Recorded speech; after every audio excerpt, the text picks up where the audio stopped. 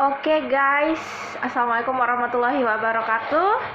Kembali lagi bersama aku yang punya channel Cantik Manis. Oke, aku tutup poin aja. Kali ini aku mau menyampaikan atau ingin menceritakan atau ingin mengemukakan pendapat aku, opini aku tentang difabel ya. Menurut yang aku alami dan juga aku dengar dari teman-teman aku yang juga biasa curhat sama aku, atau fenomena-fenomena dari difabel lain yang aku saksikan, baik itu secara langsung ataupun maksud aku di sekitar aku, maupun difabel yang mungkin aku belum pernah sama sekali ketemu sama mereka, tapi kita kenalnya lewat sosial media dan lain sebagainya. Jadi kita bisa berkomunikasi dan berbagi cerita bagaimana kehidupan atau bagaimana sih disabilitas atau difabel itu di daerah masing-masing. Nah, aku menyimpulkan bahwa difabel ini tidak bisa atau sulit sekali lepas dengan tiga hal ini, stigma dari masyarakat. Tiga hal atau tiga cara pandang masyarakat terhadap difabel. Yang pertama adalah difabel adalah salah satu jenis penyakit ya, mungkin bisa dibilang seperti itu, karena biasanya kalau orang melihat difabel jalan, difabel di berkeluyuran, atau difabel di mana aja gitu, apalagi masuk ke salah satu instansi, baik itu untuk menempuh pendidikan, untuk mencari pekerjaan, untuk menambah pengalaman, untuk beradaptasi, bersosialisasi, berinteraksi, itu pasti orang bakalan mikir, atau tidak sedikit orang yang mengatakan kalau orang ini sedang sakit, difabel ini adalah orang sakit gitu. Padahal ya, kalau aku pikir-pikir, emang difabel ini sakit apa sih?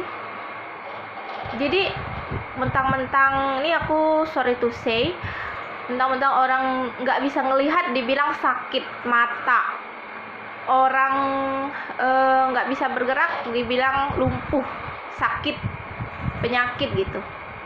Padahal seperti yang kita ketahui, nggak ada ya orang minta dilahirkan memiliki kekurangan fisik, tuh nggak ada ya. Hanya saja entah kenapa manusia itu lebih membesar-besarkan kekurangan fisik daripada kekurangan psikis, mungkin bisa dibilang seperti itu. Karena aku yakin dibalik kesejahteraan orang, dari yang kita lihat, dari yang kita pandang dari luar gitu, dari yang kita nilai dari luar, kita nggak tahu orang di dalamnya, atau secara psikologis mungkin mereka juga punya masalah, atau dalam artian masalah di sini bukan ODGJ ya, bukan, maksud aku mungkin punya masa lalu yang kelam, punya trauma tersendiri, kita nggak tahu. Tapi orang jarang ada yang mau peduli akan hal itu. Padahal ya, menurut aku justru itu juga harus perlu perhatian sih, gitu ya. Perlu perhatian lebih atau perhatian khusus, mungkin menurut aku seperti itu. Aku mau share sedikit aja. Aku punya temen yang baru saja lulus 2 bulan yang lalu. 2 bulan yang lalu dari aku bikin video ini ya. 3 bulan yang lalu deh, soalnya aku bikin video ini Desember.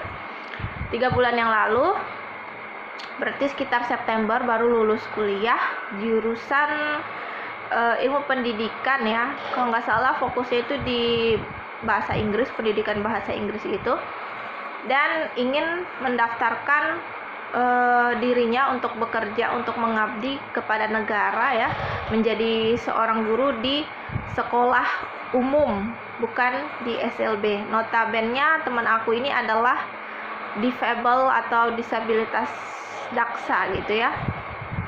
Nah, apa respon dari pihak tempat teman aku ini mendaftarkan pekerjaan? Responnya bahwa teman aku ini tidak memenuhi salah satu persyaratan yang harus atau persyaratan yang diberikan dari pihak sekolah tersebut, yaitu sehat secara jasmani. Ya seperti yang kita tahu ya, mungkin gak cuma sekolah, mungkin beberapa instansi lainnya juga menerapkan kriteria ataupun persyaratan yang dimana si pelamar ini harus sehat secara jasmani ya. Tapi bukan berarti difabel ini adalah orang yang tidak sehat secara jasmani dong. Justru kalau aku boleh bilang, orang yang sakit atau yang tidak sehat secara jasmani itu ya orang-orang yang mungkin, ini aku sekali lagi mohon maaf, mungkin yang punya depresi, bukan depresi, apa namanya, itu loh, gula darah itu loh, apa sih namanya, pokoknya yang gula darah tinggi itu, ataupun yang punya tekanan darah tinggi juga bisa dibilang tidak sehat secara jasmani. Kan sayang ya kalau misalkan orang punya tekanan darah tinggi terus nanti kenapa lagi kambuh gitu, entah dia sedang mengajar atau sedang mengayomi masyarakat, ya kan dampaknya ke masyarakat juga gitu. Kalau difabel bergaul sama masyarakat, selagi masyarakat ini bisa atau mau memberikan kesempatan terhadap difabel ini akan menyesuaikan diri juga gitu, akan berusaha memberikan yang terbaik juga gitu. Nggak semua difabel ini mau dibantu atau menjadi beban bagi masyarakat. Justru difabel itu sebenarnya pengen menjadi bagian dari masyarakat dan bahkan bisa bersama-sama hidup dengan masyarakat secara umum gitu ya, mungkin bisa dibilang seperti itu, tanpa ada diskriminasi, tanpa harus merasa terintimidasi. Yang kedua, stigma masyarakat terhadap difabel itu selain tadi dibilang orang sakit, yang kedua kasihan. Ya udah dibilang sakit terus dikasihanin gitu ya. Lucunya orang difabel ini atau orang ketika ada difabel yang muncul ke permukaan gitu ya, apalagi bagi orang awam, pasti orangnya mereka bilang aduh kasihan banget ya, kasihan ya dia, pokoknya selalu ada kata kasihan itu. Sebenarnya apa sih yang harus dikasihanin gitu ya? Nggak semua difabel tuh miskin, difabel banyak juga yang kaya, banyak bahkan yang bisa menghasilkan lebih banyak rupiah daripada yang non difabel tuh banyak banget. Jadi apa sih yang harus dikasihanin gitu? Apa hanya gara-gara dia memiliki kekurangan fisik maka harus dikasihanin? Terus gimana dong bagi mereka yang sorry to say, jika mereka memiliki kulit hitam, mungkin apa itu harus kita kasihani juga? Aduh kasihannya kulitnya hitam. Apa itu bukan salah satu bentuk pelanggaran hak asasi manusia, atau mungkin bisa dibilang kekerasan juga, atau bullying juga bisa gitu? Atau aduh kasihannya dia pendek gitu, pendek tuh kekurangan juga, kurang tinggi maksudnya. Atau kasihannya dia hidungnya pesek. Hidung pesek ini juga kekurangan ya, kurang mancung maksudnya. Ya seperti itu sih. Jadi difabel tuh aku pernah nih, aku cerita pengalaman aku pergi ke pasar gitu, berlima lah, kurang lebih berlima apa berberapa sih, gurunya dua nih difabel tunanetra semua. Terus aku sekitar bertujuh deh kita ke pasar bertujuh nih tunanetra. Jadi kita saling menggandeng dong. Tapi tunanetra yang bertujuh ini nggak semua totally blind. Ada yang low vision juga sekitar 3 orang, yang totally blindnya 4 orang. Jadi yang low vision ini menuntun yang total. Jadi kita nih jalannya saling merangkul gitu ya. Jadi kayak kereta api gitu, saling pegang memegang. Nah ketika kita ke pasar, tiba-tiba orang di pasar tuh nangis. Kok nangis gitu ya? Sedih sih, maksudnya kenapa? Apa sih masalahnya gitu loh? Kok ngelihat difabel masuk ke pasar nangis? Terus nggak sedikit juga ada yang bisik-bisik gitu, bilang kasihan ya, Atau ada juga yang mencemooh, dibilang udah tahu dirinya buta tapi keluyuran, ntar diculik orang, ditabrak motor baru tahu rasa gitu. Kenapa sih harus mikir kayak gitu loh. Ya kalau bagi difabel yang mungkin mentalnya masih lemah atau mentalnya belum kuat, pasti kalau udah dapat omongan kayak gitu bakalan down gitu. Dan bagaimana difabel bisa berkembang kalau masyarakat saja menganggap difabel seperti itu, orang yang selalu dianggap membebani masyarakat, orang yang dianggap sebagai sampah masyarakat, orang yang dianggap tidak bisa apa-apa. Ketika kita mau melakukan sesuatu tuh kita diberi lampu merah gitu.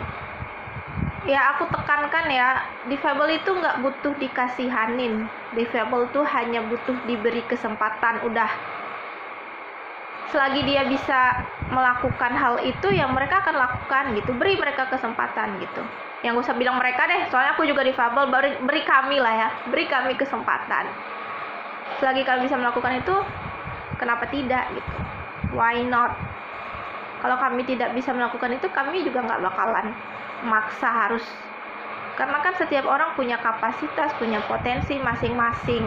Ikan disuruh terbang nggak bakalan bisa ya, monyet disuruh berenang juga nggak bakalan bisa, burung disuruh manjat pohon juga nggak bakalan bisa, karena mereka sudah punya itu masih dalam lingkup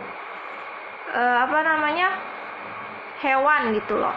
Sudah diberikan jatah, sudah diberikan batas, sudah diberikan kemampuan oleh Sang Pencipta. Apalagi kita manusia ini yang sudah dibekali dengan akal. Oke, yang ketiga adalah profesi ya bagi difabel itu. Difabel ini terutama tunanetra, karena aku tunanetra, nggak jauh-jauh beda sama profesi sebagai tukang pijat dan musisi, serta paling bagus di antara yang dua itu mungkin bisa dibilang guru. Kenapa aku bilang paling bagus? Mungkin karena bagi orang-orang itu lebih mulia ya namanya guru kan pasti pahlawan tanpa tanda jasa, profesi yang sangat mulia karena mengajarkan banyak orang. Sebenarnya nggak cuma guru sih, tukang pijat juga termasuk yang pekerjaan yang mulia juga gitu, karena kan bisa mengobati atau meringankan rasa lelah atau meringankan keluhan-keluhan bagi orang yang sudah seharian bekerja dan lain sebagainya. Musisi juga mulia karena bisa menghibur orang yang mungkin sedang dalam masalah, sedang butuh hiburan dan lain sebagainya. Tapi nggak melulu mentang-mentang difabel banyak yang jadi guru, kemudian tukang pijat, terus juga musisi. Nggak melulu tunanetra ataupun difabel selanjutnya bakalan seperti itu juga. Kalau gitu ceritanya ya kapan berubahnya dong, kapan majunya dong gitu kan. Masa dari zaman nenek moyang difabel jadi tukang pijat terus sampai kiamat pun jadi tukang pijat juga? Masa difabel nggak bisa memberikan suatu perubahan gitu? Dan sayangnya ketika ada difabel yang berusaha atau berinisiatif mungkin untuk keluar dari zona nyaman gitu, mencoba mencari sesuatu yang baru atau membuat suatu perubahan, itu justru bukan malah mendapat dukungan, malah mendapat pertentangan. Misalkan kamu ngambil jurusan ini emang ntar mau jadi apa, sedangkan yang non difabel aja udah susah cari kerja, apalagi kamu gitu kan. Kalau kamu ngambil jurusan ini kan kamu enak, bisa kerja di sini, bisa ambil pekerjaan ini, bisa sama seperti ini. Jadi seolah-olah difabel tuh udah diharuskan melestarikan apa yang sudah menjadi kebiasaan zaman dahulu kala gitu. Ya kalau gitu ceritanya berarti nggak ada dong ya tunanetra jadi presiden atau tunanetra jadi announcer, tunanetra jadi apa lagi, MC mungkin, atau tunanetra jadi pengusaha. Nggak ada kali ya, karena kan kita tuh seolah-olah dipatok, dijatahin atau diharuskan untuk A harus B, untuk harus A harus B harus C gitu sih guys. Dan kesimpulannya dari yang aku bahas kali ini adalah dari yang pertama itu, tunanetra itu sebenarnya, atau bukan tunanetra, aku nggak ngebahas hanya tunanetra ya, tapi difabel itu bukan penyakit ya. Jadi berhentilah menganggap difabel itu adalah penyakit gitu. Difabel itu bukan tidak sehat secara jasmani, mereka sehat gitu. Dan yang kedua, sebenarnya difabel itu yang menjadikan dia menjadi difabel, atau bukan difabel, disabilitas itu yang menjadikan dia disabilitas itu bukan karena kondisinya, bukan karena keadaannya, bukan karena kekurangannya, melainkan karena lingkungannya, atau karena bagaimana mungkin masyarakat memperlakukan dia. Iya, ketika disabilitas ingin jalan ke toko, kalau misalkan dilarang pergi ke toko karena takut nanti ketabrak motor ataupun takut nanti hilang dicuri orang, ya sampai kapanpun difabel ini nggak akan ada yang pernah ke toko. Dan mungkin dia nggak tahu toko itu kayak gimana ya, bagaimana ya suasananya di toko, bagaimana ya letak posisi barang-barang yang ditata di etalase toko itu, nggak bakalan tahu gitu. Karena pasti bakalan nitip, aku nitip belanja ya, soalnya aku nggak berani, nggak dikasih pergi ke ini, takut ditabrak motor, atau takut ditabrak motor, takut diculik orang. Dan itulah yang membuat dia menjadi difabel atau disabilitas itu. Dia nggak bakalan bisa ngapa-ngapain karena dilarang atau dikasih lampu merah ketika dia ingin mencoba sesuatu. Terus yang ketiga, kesimpulannya yaitu difabel itu nggak semata-mata harus jadi profesi tertentu atau melestarikan atau turun-temurun dari zaman nenek moyang sampai kiamat harus menjadi profesi A, B, C. Difabel itu juga harus bisa berinovasi, harus punya inspirasi, harus keluar dari zona nyaman dan menciptakan sejarah baru untuk generasi-generasi berikutnya. Oke, sekian dari aku, semoga bermanfaat. Semoga tidak ada yang tersinggung juga. Mohon maaf apabila ada salah-salah kata yang aku ucapkan, baik itu aku sengaja maupun tidak aku sengaja. Mohon maaf yang sebesar-besarnya. Insya Allah kita ketemu lagi di konten-konten aku selanjutnya. Selalu stay di channel aku Cantik Manis. Jangan lupa di subscribe, like, comment, and share juga. Oke guys, terima kasih udah mau menonton video aku. Wassalamualaikum warahmatullahi wabarakatuh.